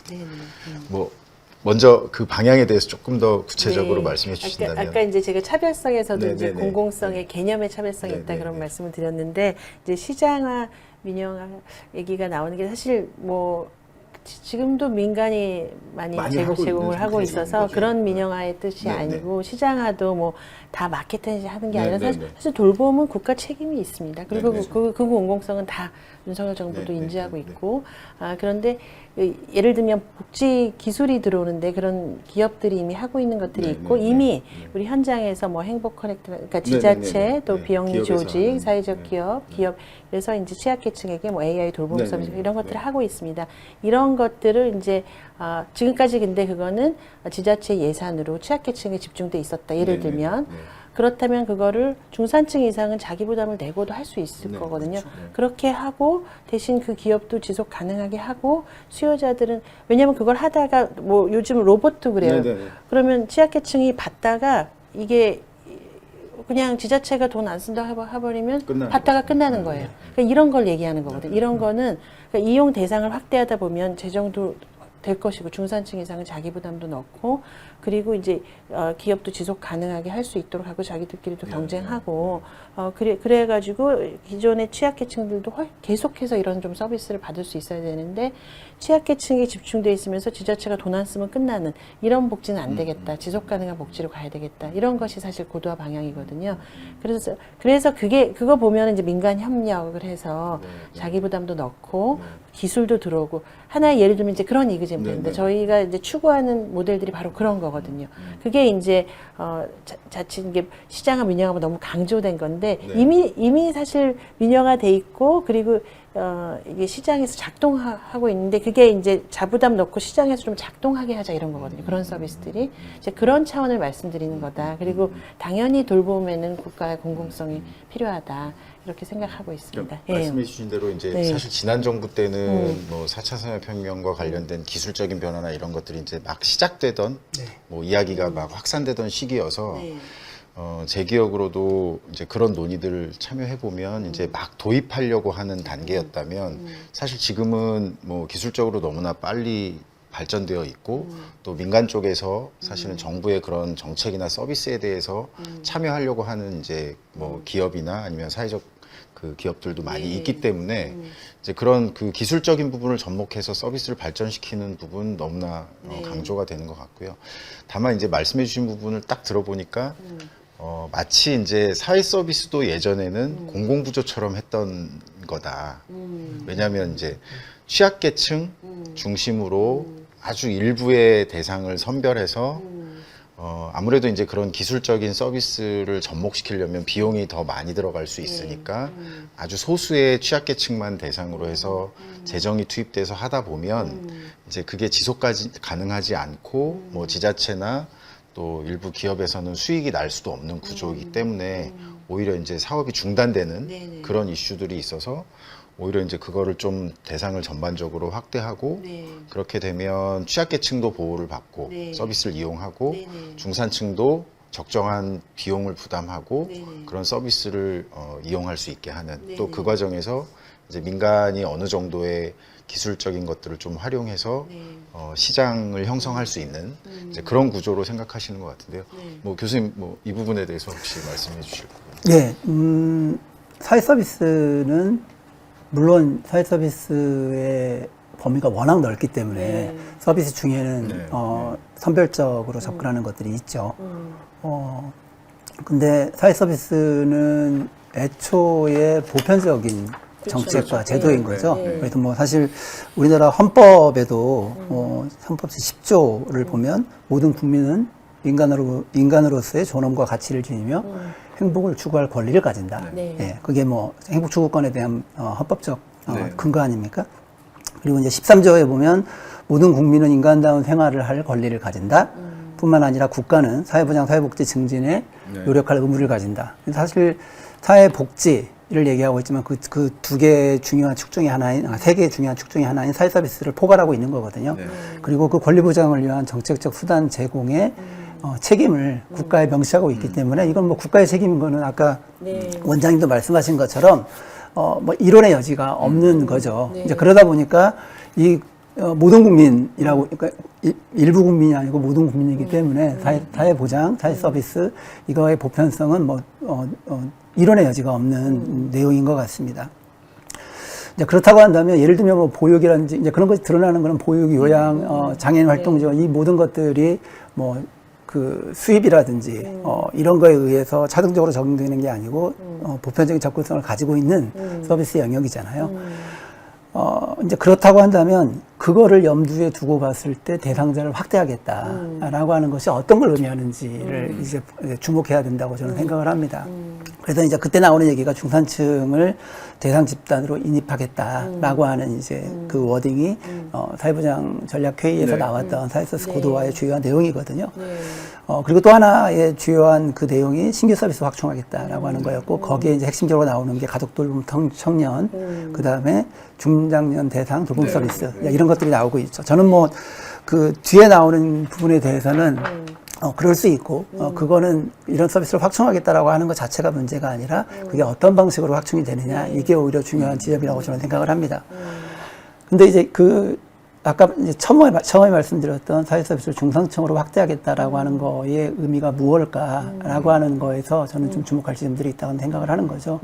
결국 똑같은 서비스, 예를 들면 요양의 예를 든다면 똑같은 서비스가 보험 제도에 따라서 일정한 수가 체계가 있고 그 수가 체계 안에서 작동하는 방식인데 그거를 갖다가 다른 서비스, 더 고도화된 서비스 그리고 그 수가에서 편입이 되지 않지만 보장할 수 있는 어떤 서비스 구조를 만들어내겠다. 그리고 일정한 자부담을 통해서 중층화시킬 수 있는 방식으로 접근을 하겠다. 그건 저는 그 자체가 문제적이다. 그 아이디어 자체가 문제적이다라고 생각하지는 않지만 그게 구체적으로 어떤 식으로 드러날 것인지를 보게 되면 소위 뭐 중층화 그리고 다변화 이거가 이제 그냥 워딩상으로 봤을 때는 문제적이지 않을 수 있지만 그게 실질적으로 드러나는 방식으로는 그게 계층화의 여지를 남기고 있다라는 생각을 하는 거죠. 그래서 그들이 가지고 있는 소득과 그들이 가지고 있는 사회경제적 지위에 따라서 서비스의 총량뿐만 아니라 질 그리고 더욱 중요하게는 종류까지도 달라질 수 있다고 보는 거거든요. 그래 거기에 대한 우리는 어떠한 대책을 가지고 있는가? 예를 들면 건강보험이 그 보장성을 충분히 갖추지 않고 비보장의 영역, 보장이 되지 않는 비급여의 영역을 남겨놨을 때 어떤 문제가 발생을 했었는지를 생각을 해보면 사실상 사회서비스 영역 전반에 걸쳐서 특히 요양이라든지 장애인활동 지원이라든지 뭐 아까 그 원장님 말씀하셨던 정신건강의 문제라든지 이런 영역에서 그 비급여 혹은 그 중산층이 자부담으로 들어올 수 있는 영역을 늘린다는 것이 어떠한 방식으로 정책적인 후과를 가지고 올지에 대한 우려가 있는 것이 아닌가라고 생각합니다. 정말 물론 이제 그 이용자 대상자를 확대하는 거에는 뭐 논란이 없지만 이제 어떻게 하느냐가 중요하다 이런 말씀이시고 그 점은 저도 동의를 합니다. 그 사실 제도나 기반 요양시설 쪽은 이제 건보공단 쪽에서 이제 평가를 하고 하는데 저도 와서 보니까 이제 수가 체계라든가 이런 것들을 사실 이제 제도적인 측면에서 지금 한번 점검하고 가야 될 때라고 생각을 하고요. 그 제가 중서원에서도 그렇고 좀 생각하는 건 사실 우리가 이제 저도 현장을 하면서도 그런 말씀을 드렸는데 여기 요양시설 쪽에 사실은 이제 장기요양보호법 잘 아시다시피 2008년 되면서 요양시설 많이 민간들이 들어오면서 여기 쪽은 많이 있는데 중복되고 공급자들끼리 중복하고 여기 이게 경쟁이 있죠. 근데 소규모화되고 영세한 데들이 많이 생기는데 사실은 이 부분 요양시설 들어가기 전까지 지역에서 경도 인지장애라든가 충분히 요양시설 들어가는 걸 막을 수 있는 분들이 이 지역 여기가 많이 비어 있다 저는. 그래서 저는 민간 이제 현장 다니면서 걱정하지 마시라. 아직 할 일이 많으시다. 그러니까 지금 이 일을 하고 있으신 분도 조금 더 이제 이 일을 만약에 한 10년 해오신 분들 그 경험이 얼마나 소중합니까? 그러면 사실 조직도 내가 어떤 조직을 만들었고 기업을 만들었으면 계속 머물러 있으면 사실 퇴보하기 마련이고 그러면 수요자 고객을 위해서 자기들이 뭐가 더 필요한지 이런 것들을 좀 조성해서 그러면 여기가 필요하면 이런 것들도 역할도 할 수 있고 아니면 본인들의 이제 서비스를 조금 잘하는 강점으로 선택해 집중도 할 수 있고 그거는 이제 기관의 대표들이나 이런 분들이 고민해야 될 문제다. 조직들도 그런 문제를 이제 지금 시점에서는 이미 2008년 장기요양보험 했고 그냥 쉽게 들어왔다면 지금은 조금 더 고민해서 정말 수요자 맞춤형으로 가야 되고 여기가 많이 비어 있다. 그래서 저는 걱정하시지 마시고 아직 할 일이 많으시다. 파일을 확대해야 되지 여기서만 싸우시지 마시고 우리가 함께 좀 이런 쪽으로 이렇게 가자 이런 얘기를 이제 드리고 왔습니다. 그러니까 이제 제도적인 거 이제 건보공단이라든가 수가 체계도 사실은 봐야 된다는 것도 동의합니다. 그런데 여기가 아직 많이 비어 있기 때문에 우리가 지금 기존에 했던 민간들이 더 좀 잘할 수 있고, 그리고 잘했던 데들은 더 잘할 수 있고, 예. 그리고 정말 뭐 솔직히 엉망으로 하는 데도 있지 않겠습니까? 그런 데들은 또 어떤 전략도 있어야 되고, 이제 그런 것들을 보겠다는 거죠. 이제 경쟁이라는 게 꼭 나쁜 게 아니라 선의의 경쟁을 통해서 제대로 된 기관들이고 이런 국민들에게 제대로 된 서비스를 제공하면, 예를 들면 한 기관에서, 저는 이제 아까 이제 자부담이 왜 중요하다고 생각하면 근데 그분들도 뭐 기관을 만들었으면 월급도 줘야 되고 살아남아야 될 거 아니에요. 그럼 한 기관에서 수가 체계로만 운영이 되니까 힘든 부분이 많이 있는 거죠. 그러면 중산층 이상은 여길 들어올 때도 자부담도 넣고 하면은, 저는 그 기관도 재정이 필요한 거잖아요. 더 육성할 수 있는 그런 이제 대표들은 이거를 해 나갈 수 있겠다, 이런 생각을 가지고 있고, 한 기관에서 서비스는 동일하게 돼 아주 취약계층은 이제 받고 돈을 부담할 수 있는 사람들은 내고, 이렇게 좀 해가면 좋겠다, 그런 생각을 많이 하고 있습니다. 사실 그 AI 이런 기술이 취약계층에게만 필요한 게 아니라 이제 기준으로. 왜냐하면 제가 아는 분들도 그냥 돌아가셨어요, 최근에. 근데 뭐 돈이 없어 돌아가신 게 아니라 나이 들면 다 힘이 없는데 목욕하시다가 그냥 이게 딱 고관절이 깨져가지고, 근데 핸드폰을 밖에 두고 온 거예요. 혼자 살아요. 이제 혼자 사는 노인들 중장년 많죠. 그래서 그냥 돌아가셨어요. 그러니까 이런 분들은 얼마든지 돈을 낼 수 있는 사람들이거든요. 그런 분들이 곳곳에 우리 국민들이 많이 있다. 그러면 그런 이제 이 기관들에서 한 기관이라도 자부담의 고객도 있는 것이고, 뭐 저희는 이제 이런 생각을 가지고 있는 것이다. 기술도 마찬가지고. 그러면 지속 가능할 것이다. 지금 경남 사회서비스원이 AI 통합돌봄센터 가지고 있는데, 거기도 이제 최근에 제가 너무 안타까운 게, 이제 지자체에서 이제 하면 내년까지만 하고 안 한다 그래서 저희가 중서원이 이제 이런 역할을 하려고 하는 거예요. 그러면 SK텔레콤도 만나고 이미 만났었고 경남도 만나고 해서, 이게 왜 그만두려고 하시느냐, 그러면서 거기에 필요한 지원이 뭐냐, 뭘 더 할 수 있냐, 이런 일들을 저희는 이렇게 촉진하는 역할, 이런 것들이 기존에 해왔던 것들이 그냥 끝나지 않고 지속해서 그래도 우리가 좀 갈 수 있도록 하는 역할, 그것이 이제 저희는 생태계 구축의 역할이라고 생각을 하거든요. 사실 그 부분이 지금 당장은 국민들께 와닿지 않는다 하더라도, 저는 누군가는 그 역할을 해서 제도 개선은 당연히 저희도 현장 돌면서 복지부에 요청을 하고 또 국회에서 해야 될 일이고, 그리고 저희는 이제 그런 옹호나 현장의 의견을 잘 중간에 전달하는 역할, 그리고 민간 협력에서는 그런 생태계를 구축하고 퍼실리테이트하는 역할, 그리고 정말 필요한 것들이 무엇인지 해서 거기를 두드려서 그래도 공공기관으로서 그런 신뢰를 가지고 그런 민간 자원이 흐르도록 할 수 있는 역할, 그런 역할을 이제 혁신이라고 생각을 하고 있습니다. 예. 그 서비스 대상 확대 관련해서는 이제 그 지금 결국에는 뭐 중산층 이상까지 확대하면서 이제 자부담 뭐 이런 것들이 이제 당연히 생기게 되는데, 뭐 최근에 이제 조금 이슈가 됐던 게 그 요양시설에 여러 가지 좀 제한돼 있던 조건들을 좀 이제 민간 대기업에 좀 유연하게 해주는 뭐 그런 이슈들도 좀 있었고요. 사실 이제 그런 것들이 이제 앞서 교수님 말씀하셨던 것처럼 이제 건강보험 체계는 사실은 그 굉장히 좀 정착이 되어 있고, 이 급여의 보장성을 높이기 위한 노력들도 계속 해오고 있고, 아직 갈 길이 멀지만, 네, 그렇죠. 네, 그리고 이제 급여와 비급여라는 게 사실은 어떤 서비스를 더 고도화하고 확장한다는 개념보다는 이제 의료적으로 이 부분을 급여화할 거냐 말 거냐에 대한 판단을 가지고 가는데, 이 요양 서비스와 관련된 부분은 돌봄에서 앞으로 이제 수요도 너무나 많을 거고 너무 중요한데, 이제 이 부분에서의 그 소위 말해서 비급여라는 거는 그냥 이제 어떻게 보면 서비스의 차별 내지는 뭐 격차 뭐 이런 이슈들하고 좀 걸려 있기 때문에 그 부분에서 아마 문제점을 제기하셨을 거라는 생각이 듭니다. 그래서 이제 그런 이슈들이 조금 쟁점이 될 것 같고요. 뭐 또 한 가지는 사실 이제 지난 정부에 우리가 사회 서비스 정책 추진 이야기하면서 그 서비스 제공 인력에 대한 부분을 이야기했잖아요. 안정적이고 좀 괜찮은 일자리를 만드는 부분.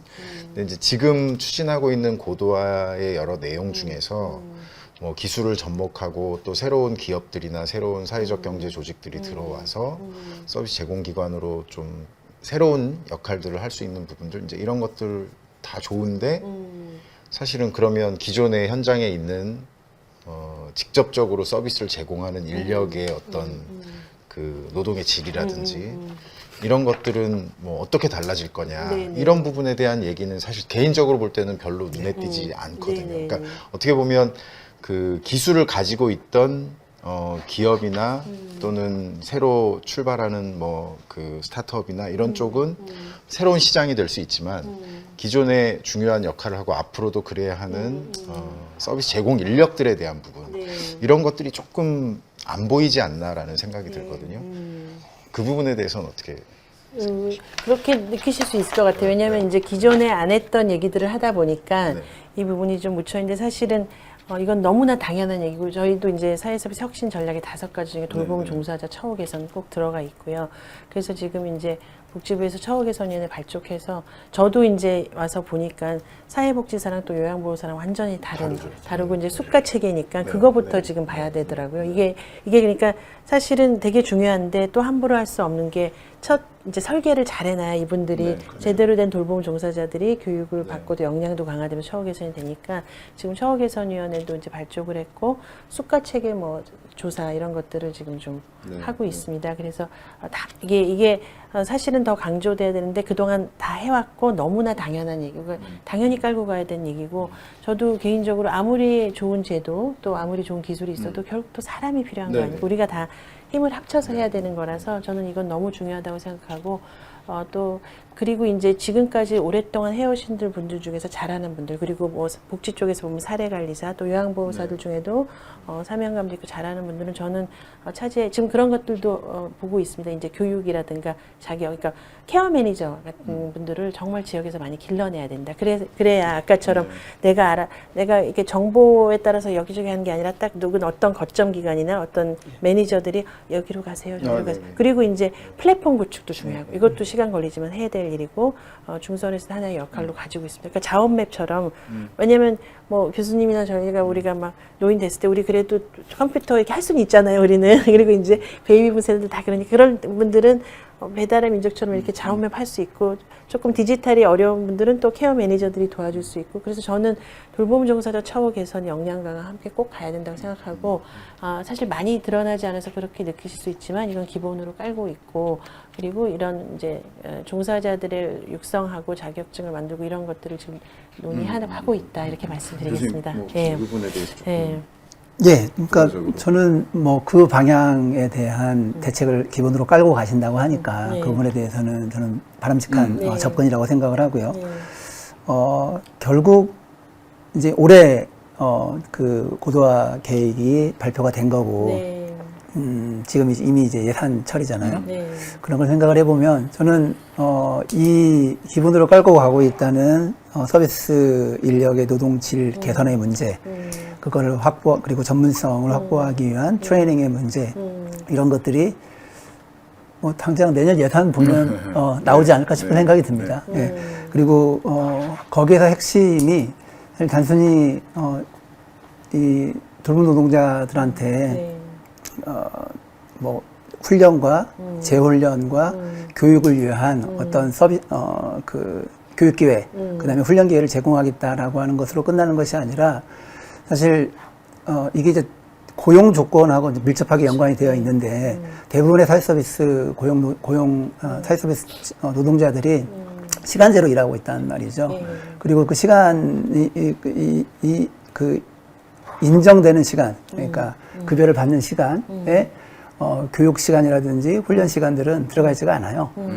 그게 이제 결국에 어떤 문제를 일으키냐면 이분들이 교육을 받거나 훈련을 받으려면 예를 들면 일을 시간을 줄이거나 아니면 노동 외 시간에 그러니까 인정이 되는 시간 그 이외의 시간에 자비와 자기 자신의 자원을 투여해서 인강이 되었든 아니면 직접 가서 현장 교육이 되었든 그런 서비스를 받아야 되는 거거든요. 사실 이런 문제하고 같이 가지 않으면 이 문제는 해결이 안 되는 거죠. 그러면 결국 이게 다시 또 돌아와서 뭘로 오냐면 우리가 이분들의 노동의 질을 개선하기 위해서 그리고 전문성을 강화하기 위해서 교육과 훈련이 필요하다. 요걸로 끝나는 것이 아니라 그게 현장에서 적용되기 위한 제도 개선의 문제하고 연동이 되는 거죠.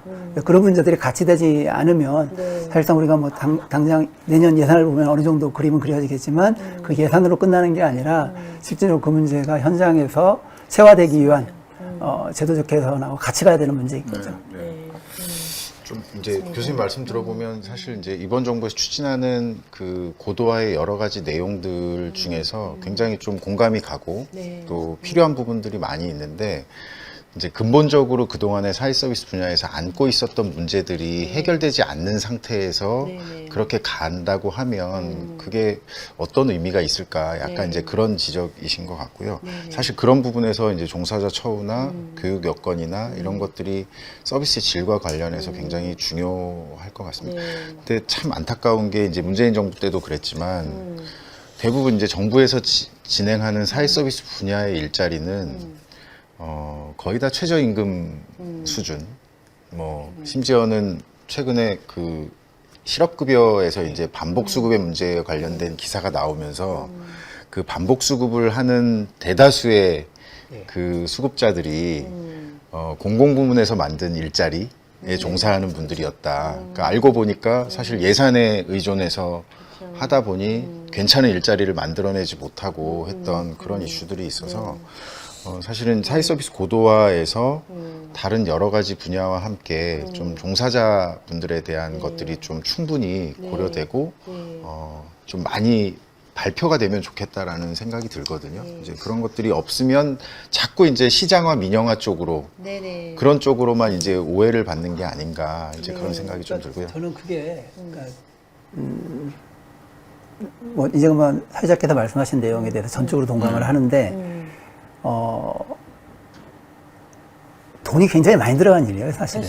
예, 돈이 굉장히 많이 들어간 일입니다. 이미 뭐 사회 서비스 분야의 노동자의 규모가 수십만 수준이고 간호사만 하더라도 얼마예요. 예, 그렇게 생각을 하면 굉장히 많은 사람들이 이미 있기 때문에 이들의 노동의 질, 고용의 질을 확보하기 위한 투자를 한다는 거는 작년을 베이스로 해서 올해 요만큼, 그 다음에 5년 전을 베이스로 해서 이 정도 이렇게 접근해서는 저는 안 된다고 봐요. 그러니까 사회 서비스, 돌봄, 노동 여기에 대한 사회적 인정을 우리가 어느 정도를 레퍼런스로 두고 그거를 하기 위한 다소 과감하고 그리고 획기적인 사회 투자가 있지 않으면 이 문제는 우리 이 사회가 한 발 더 앞으로 나아가는데 혹은 뭐 거기까지는 아니더라도 유지 가능한 수준에 있는데 계속해서 발목을 잡고 있는 문제가 될 거다라고 저는 생각을 합니다.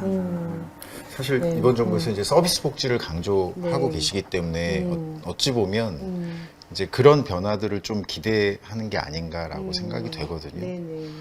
그러니까 뭐 다른 국가나 지방 정부의 그 이 사회 서비스 쪽의 계획이나 뭐 돌봄과 관련된 그런 계획들을 보면 사실은 종사자에 대한 고민들이 되게 많다는 걸 확인할 수 있거든요. 그러니까 미래의 수요는 굉장히 늘어나는데 사실 종사자들이 좀 기피하는 어떻게 보면 일자리일 수 있잖아요. 그러다 보니까 국가나 지방정부 차원에서 그 서비스 수요에 대응하기 위한 그런 인력들을 계속해서 충원 내지는 공급하기 위한 고민들 그런 고민을 하다 보면 결국엔 종사자 처우에 대한 부분들 뭐 이런 고민들이 많은 것 같은데 이제 우리는 항상 이제 그 뭐 정부의 재정 지원 일자리라든지 또는 뭐 기존의 이제 그 장기요양보험 수가 체계에 따른 거라든지 뭐 이런 것들을 보면 항상 그 종사자들이 좀 희생하면서 서비스를 그냥 유지해 왔던 뭐 그런 부분이 있어서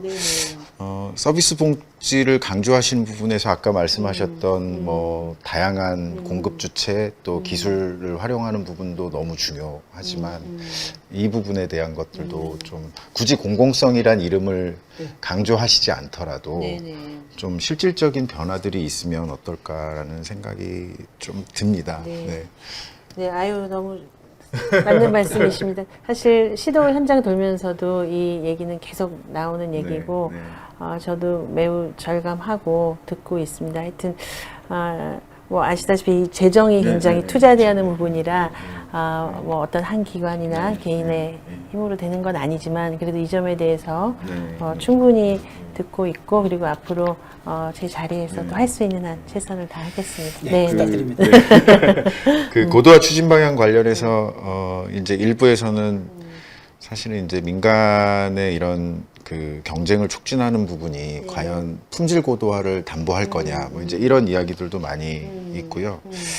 또 저희 연구원에서 그 조사하고 있지만 사회 서비스 수요 공급 실태 조사 뭐 이런 것들을 보면 이제 여전히 공공의 서비스 확대를 원한다라는 국민들의 의견들 뭐 이제 이런 것들도 많이 제시가 됐던 것 같습니다.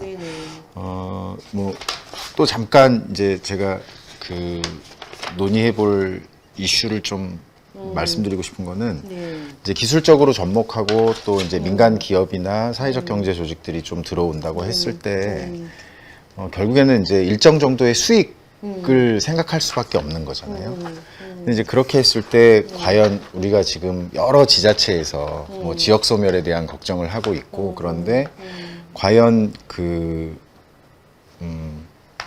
이제 수도권이나 이런 도심 지역 이외에 다른 지역에 훨씬 더 수요가 많이 존재하고 있음에도 불구하고 서비스를 제공받을 기회가 오히려 줄어드는 부분들 이제 이런 부분에 대해서는 결국에는 이제 우리가 뭐 긴급 돌봄이나 사각지대에 대한 이슈를 이야기하지만 공공성이 어느 정도 중요하게 자리를 잡아야 되지 않나라는 생각을 하게 되거든요.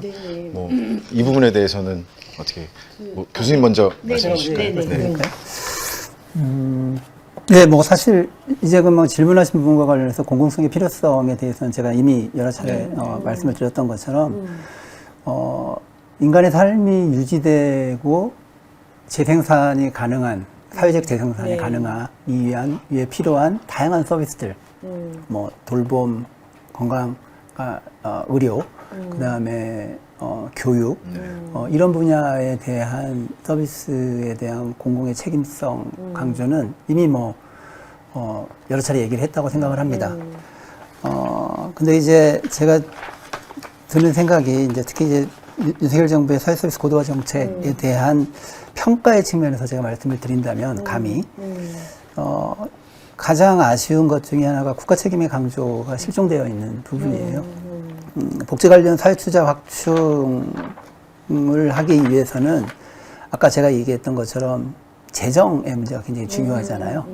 재정의 문제가 굉장히 중요한데 사실 그 고도화 전략도 그렇고, 그러니까 그 전략 문서에 있는 내용도 그렇고 사실 이제 그것뿐만 아니라 그 전에 여러 차례 나왔던 뭐 재정 운영 기조라든지 경제 정책 운영 기조라든지 경제 정책 방향이라든지 그런 그 문서들을 봤을 때 현 정부가 가지고 있는 사회 투자, 복지 관련 사회 투자를 갖다가 얼마나 확충할 것인지, 그리고 그 확충하기 위한 재정 확보를 얼마나 하고 있는지가 사실상 드러나지가 않습니다. 그러니까 이게 결국 아까 제가 또 내년 예산을 봐야 된다고 말씀을 드리는 거가 지금 이 정부는 계속해서 그 균형 재정에 대한 얘기를 하고 있고 그 과정에서 세수도 줄여야 된다는 얘기를 하고 있고, 그러면 대체 그 아까 앞서 얘기했던 사회 서비스 고도화를 위한 다양한 지점들에 대한 투자는 무엇을 가지고 할 것인지에 대한 계획을 우리가 볼 수 있어야지 이게 현실적으로 고민을 하고 있는 거구나 라는 예측이 가능한데 그 부분이 충분히 드러나지 않는 거죠. 근데 이제 그 자리를 제가 보기엔 교묘하게 이렇게 메꾸고 있는 거가 어떤 거냐면 이제 민간의 적극적인 역할 강화인 거죠. 그게 이제 뭐 한편으로는 그걸 갖다 우리가 막을 이유는 전혀 없지만 그럼에도 불구하고 민간과 시장의 역할 강화라고 하는 것이 국가 책임으로서의 사회 서비스, 돌봄, 교육, 의료 이 영역 전반에 있어서 국가 책임을 일정하게 나누어지려는 그러한 방식은 아닌가라고 하는 지점에서 전문가들은, 저를 포함한 전문가들은 고민할 수밖에 없는 지점이 아닌가 하는 생각을 합니다. 예, 그 국가 책임이 잘 드러나지 않는다. 이제 그 부분에 대해서 그렇게 느끼실 수 있을 것 같아요. 저도 그거는 그 점에 대해서는 동의를 해요. 그런데 아까도 말씀드렸듯이 우리가 이제 기반의 역할을 하고 이런 것들이 사실은 국가 책임이거든요. 근데 이제 공공성 아까 이제 그러면 소외된 사람들 그거에 대한 공공성도 이제 주체적 공공성 얘기하시는 건데 예를 들어서 이제 전라도 같은 데도 신안이나 섬지방 그쪽 기관은 전라도 사회서비스에 수탁을 하거든요. 그러니까 정말 민간이 기피하거나 소외된 지역 그거 당연히 하는 거고 그 방향도 저희가 뭐 지금까지 하고 있는 거라던가 그런 지자체에서 꼭 필요한데 민간이 기피하는 영역 그런 거 막지 않습니다. 그러니까 국가는 정말 민간이 기피하는 그런 기관, 그런 서비스, 모든 국민에게 사실은 공공의 서비스를 받아야 될 권리를 줘야 되는 거니까 그건 있고, 그러나 지금까지 잘해왔던 조직들과 불필요한 경쟁은 하지 않겠다. 그런 얘기고요. 그래서 그 사회 투자를 확충하고 이제 돌봄을 해서 그런 것들은 이제 예산을 봐야겠다. 그거는 이제 차근차근 이제 해 나갈 예정이고요. 이게 이제 기존에 이렇게 해왔는데 안 된 부분을 얘기하다 보니까 이런 것들이 확 강조되지 않은 부분이 있지만 국가 책임에 대해서 절감하고 있다. 예, 그런 왜 이렇게 디렉트한 게 있고 인디렉트한 게 있지 않습니까? 예, 그래서 저는 그런 거를 좀 말씀드리고 싶고, 그런데 오늘 주셨던 얘기들 중에서 제도 개선이나 뭐 이런 것들은 제가 뭐 혼자 할 수 있는 일은 아니지만 그래도 충분히 이제 현장 얘기를 반영하고 그런 거는 노력을 하겠습니다. 네네. 저희가 지금 뭐 사회 서비스 고도화 추진 방향에 대해서 이야기를 하다 보면 결국에는 또 재정 이야기를 안 할 수 없는데요.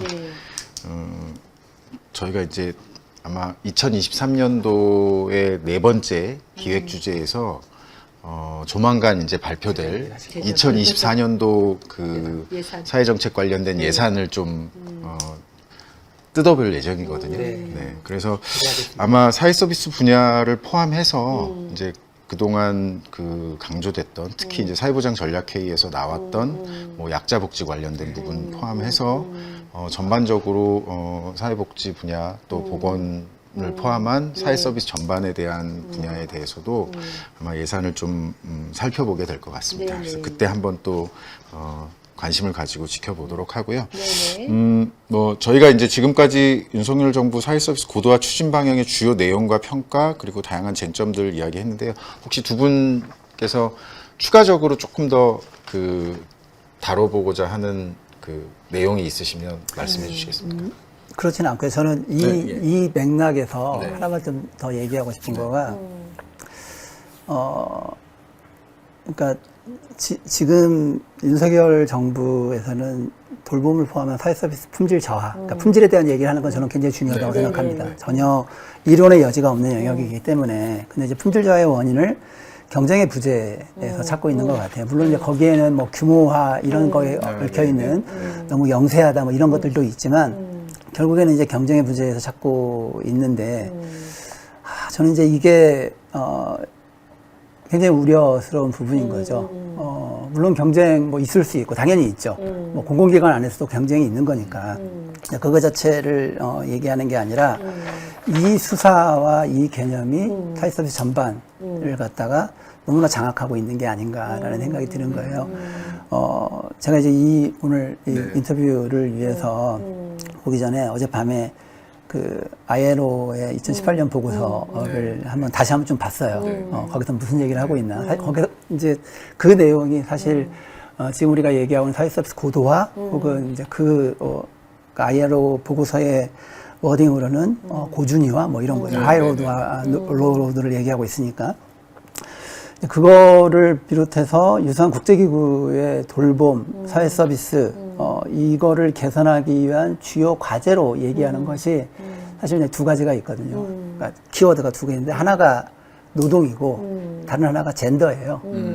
이 두 가지를 얘기하고 있는데 사실 현 정부가 얘기하고 있는 그 사회 서비스 고도화의 계획에 안타깝지만 그 전략회의 자료에도 그렇고요. 노동이라는 워딩과 젠더 혹은 성평등이라고 하는 워딩이 제 기억으로는 단 한 차례도 등장하지 않거든요. 그러니까 그렇다면 이제 이 문제를 돌봄의 문제를 저는 경쟁 그 제공자들이 어떤 식으로 서비스를 제공할 것인지, 그러니까 이미 만들어져 있는 제공자들, 이 어떤 식으로 서비스를 제공할 것인지를 우선적으로 고민하고 있는 것이 아닌가. 그리고 그와 같은 방식의 접근에서는 우리 사회가 가지고 있는 이 돌봄 문제의 근원적인 지점, 아까 말씀드렸던 돌봄 노동에 대한 사회적 인정의 문제, 여기서 돌봄 노동에 대한 사회적 인정의 문제는 단순히 페이드워, 그러니까 그 급여를 받고 있는 지불 노동만을 포함하는 게 아니라 이제 부불 노동까지도 포함을 하고 있는 거죠. 그 부분에 대한 고려가 충분하지가 않다라고 하는 거고, 이제 다른 하나는 결국 이 돌봄의 문제가 우리 사회에서 사회화를 해야 된다, 사회 서비스를 제도화해야 된다라고 하는 얘기가 나오는 것은 결국 아까 제가 서두에 말씀드렸던 것처럼 여성의 사회경제적 진출이라고 하는 사회 현상과 연관이 되어 있는데, 여전히 우리 사회가 가지고 있는 사회 서비스의 문제에서, 그리고 노동의 질이 이렇게 낮은 데에 한 면에 있는 성역할의 문제, 그다음에 그걸로 인한 젠더의 불평등의 문제, 이런 문제들이 언급되고 있지 않고, 단순히 언급되고 있을 뿐만 아니라 그 문제의식들이 그 문서 어디에도 드러나지 않는 것이 저는 문제적이지 않은가라고 생각을 하는 거죠. 그래서 그런 문제에 대한 고민들을 우리가 좀 더 깊이 있게, 그리고 근원적으로 성찰하지 않고는 이 사회서비스 고도화라고 하는 것이 실질적으로 이루어질 수 있을까라고 하는 염려를 가질 수밖에 없는 거죠. 네, 아유. 어제 이 부분에 대해서 한 말씀 조금 간단하게 해주시면. 말씀 잘 듣고, 이 노동 젠더, 왜냐하면 이제 돌봄 종사자들이 여성들이 많기 때문에 기본적으로 이제 이 노동을 어떻게 볼 것인가, 사회적으로 어떻게 인정할 것인가, 이 점은 제가 뭐 사회복지학자로서 저도 뭐 너무 또 여성으로서 공감하는 부분입니다.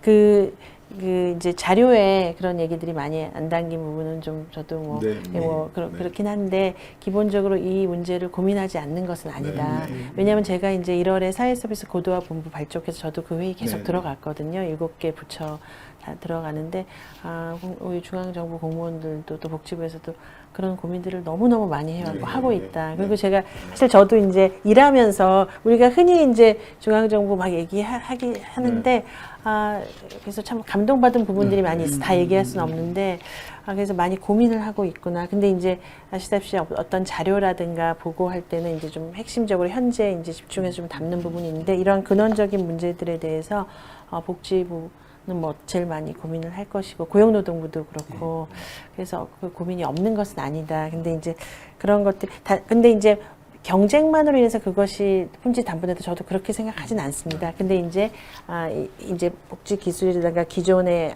안 들어왔던 뭐 기업 이런 얘기들을 강조하다 보니까 그런 부분이 훨씬 더 강조된 것은 좀 인정을 하고요. 그러나 그런 고민들은 저희가 마음 깊이 더 가지고 있다, 이제 이런 말씀을 드리겠습니다. 아무래도 지금 아까 말씀하셨던 사실 사회서비스 기본계획이 아직 공개가 안 됐잖아요. 그 부분에 지금 두 분께서 말씀하셨던 부분, 또 특히 교수님께서 지적하셨던 그런 내용들이 이제 어느 정도 좀 담겨져 있는지 그 기본계획이 발표가 되면 좀 더 확인해 볼 수 있지 않을까라는 생각이 들고요. 그러면 이제 오늘 토론은 뭐 이 정도 진행하면 될 것 같습니다. 네, 이상으로 2023년 뽀라의 세 번째 기획 주제인 사회서비스 고도화에 대한 모든 토론을 마무리하겠습니다. 지금까지 사회서비스 고도화 추진 방향과 주요 내용에 대한 평가와 쟁점 관련하여 세부적인 주제에 대해서 함께 이야기 나누어 보았습니다. 뽀라 시청자 여러분, 어떻게 보셨습니까? 끝으로 오늘 출연해 주신 두 분의 마지막 말씀을 듣도록 하겠습니다. 먼저 교수님, 원장님부터. 그럴까요? 네. 이화여대 교수로 15년간 재직하다가 작년에 중앙사회서비스 초대 원장직을 맡게 돼서 사실 굉장히 무거운 책임감과 사명감을 느끼고 있습니다. 중앙사회서비스는 이제 사회서비스 진흥을 통한 국민의 삶의 질 향상 견인이라는 미션을 가지고 있고 또 민간협력 생태계 조성을 하고 있고요. 그래서 이제 국정과제 44번을 좀 핵심적으로 총괄하는 기관입니다. 그래서 지금 고도화가 핵심 과제인데, 이 사회 서비스가 정말 지역에서 물처럼 흐르고 또 성장도 견인할 수 있는 그런 서비스가 될 수 있도록 제가 맡은 기간 동안 소임을 다해서 기반을 닦고 계속해서 소통하고 그렇게 하도록 하겠습니다. 오늘 이 토론에서도 제가 많이 생각하고 성찰할 수 있는 계기가 되었습니다. 감사합니다. 네, 교수님 마지막 말씀. 토론을 하다 보니까 제가 윤석열 정부에 대해서 계속 좀 이렇게 비판적인 얘기를 하게 돼서 한편으로 이제 그 정부 기관에서 일하고 계시는 원장님한테 좀 죄송한 마음도 있는데 저는 기회가 있을 때마다 글이나 발언에서 얘기를 하는 것처럼 저는 이 정부가 정말 성공하길 바랍니다. 네. 진심으로. 저는 실패해야 되는 정부는 없다고 봐요. 예, 왜냐하면 저도 이제 사회복지를 전공하고 있는 사람이고 사회정책을 고민하고 있는 사람으로서 정부가 실패를 했을 때에 제일 먼저 피해를 보는 사람들은 바닥 밑바닥에 있는 사람들이거든요. 그리고 가장 오래 피해를 보는 것도 역시 가장 밑바닥에 있는 사람들이란 말이죠. 그런 걸 고려했을 때 저는 이 정부가 제가 얘기했던 몇 가지 비판 지점에도 불구하고 이런 것들을 잘 귀담아 듣고 그거를 정책화시켜서 성공하는 정부가 되기를 바라고 있습니다. 그리고 뭐 지금 기껏해야 1년 좀 넘게 지난 거잖아요. 그래서 앞으로 3년 넘는 시간이 있기 때문에 그 기간 동안 필요한 부분에 대한 접근, 그다음에 방향, 그다음에 본인이 이 정부가 수행해야 될 역사적인 미션 이런 것들을 다시 한번 성찰하고 거기에 맞게 재구조화해서 성공하는 정부가 되기를 바라고 있습니다. 교수님 말씀처럼 이제 사회 서비스를 특히 강조하고 계시기 때문에 아마 우려가 있는 만큼 또 기대하는 부분도 있을 거라는 생각이 듭니다. 그래서 뭐 교수님께서도 늘 그러셨고 또 원장님께서도 지금 열심히 하고 계신 것처럼 사회 서비스 분야에 좀 큰 변화가 있었으면 좋겠습니다. 노동시장에서 일자리 정책과 그동안 추진해온 소득보장 정책만큼이나 국민들이 점점 더 중요하게 생각하는 일상적인 삶의 질과 행복에 영향을 미치는 것이 아마 사회 서비스인 것 같습니다. 특히 그동안 민간 중심의 시장에서 서비스 구매 비용을 지불하고 각자 도생하고 있다고 느끼는 국민들에게 지역을 기반으로 해서 다양한 서비스를 제공하기 위한 공공 서비스의 확충이나 사각지대 없는 서비스는 필수적일 것입니다. 일부의 우려처럼 사회 서비스 고도화가 단순히 시장화 민영화가 아니라 오늘 말씀 나눈 것처럼 어느 누구도 소외되지 않고 각자 도생하지 않도록 공공성에 대한 부분도 지속적으로 생각해 가면서 이를 기반으로 민간과 함께 다양한 혁신적인 서비스가 제공되고 국민 누구나 서비스를 누릴 수 있는 세상이 되기를 기원해 봅니다. 뜨겁게 돌아온 정책설전 뽀라 세 번째 기획 주제인 사회 서비스 고도화 추진 방향에 대한 토론을 모두 마치겠습니다. 패널로 참여해 주신 두 분께 감사드립니다. 네, 감사드립니다. 네, 그리고 마지막까지 지켜봐 주신 뽀라 시청자 여러분 감사드립니다. 이제 뽀라의 다음 주제가 기다려지는데요. 앞서 말씀드린 것처럼 2024년도 아마 예산안을 중심으로 다뤄보지 않을까 싶습니다. 시청자 여러분께서도 뽀라에 제안하고 싶은 주제가 있으면 댓글에 남겨주십시오. 정확한 팩트체크와 뜨거운 토론으로 다시 찾아뵙도록 하겠습니다. 사람을 생각하는 사람들 한국보건사회연구원